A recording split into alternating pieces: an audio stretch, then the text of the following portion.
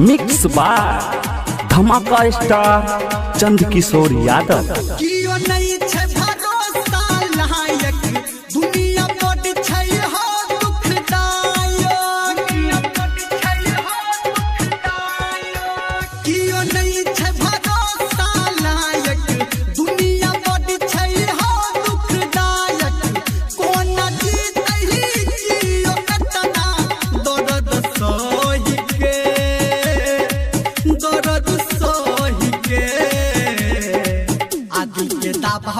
बाबा पड़ते रामदेव बाबा जी से कह के आदि के दाबा बन बाबा पड़ते रामदेव बाबा से कह के।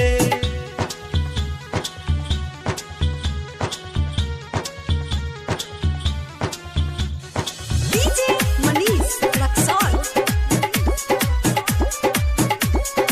मिक्स बार धमाका स्टार चंद किशोर यादव। हम दीवाना बात के करा से कहबै आंसू के पीरा हम कोना के सहबै। हम दीवाना बात के करा से कहबै आंसू के पीरा हम कोना के सहबै।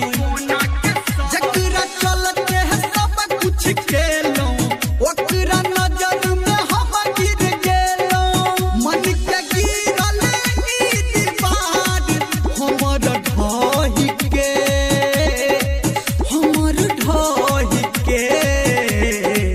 आदि के दाबा बन बाबा पड़ते रामदेव बाबा जी से कह के आदि के दाबा बन बाबा पड़ते रामदेव बाबा से कह के।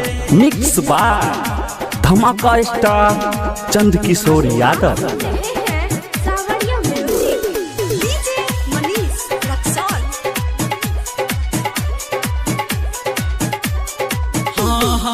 सुख में सब कियो दुख में न कियो हमर खुशी है कि सब कियो जियो। हाँ सुख में सब कियो दुख में न कियो हमर खुशी है कि सब कियो जियो। धर्मेंद्र कहैया आई बड़ी मुश्किल छै जुदाई याद आवे हमरा ओकर रही के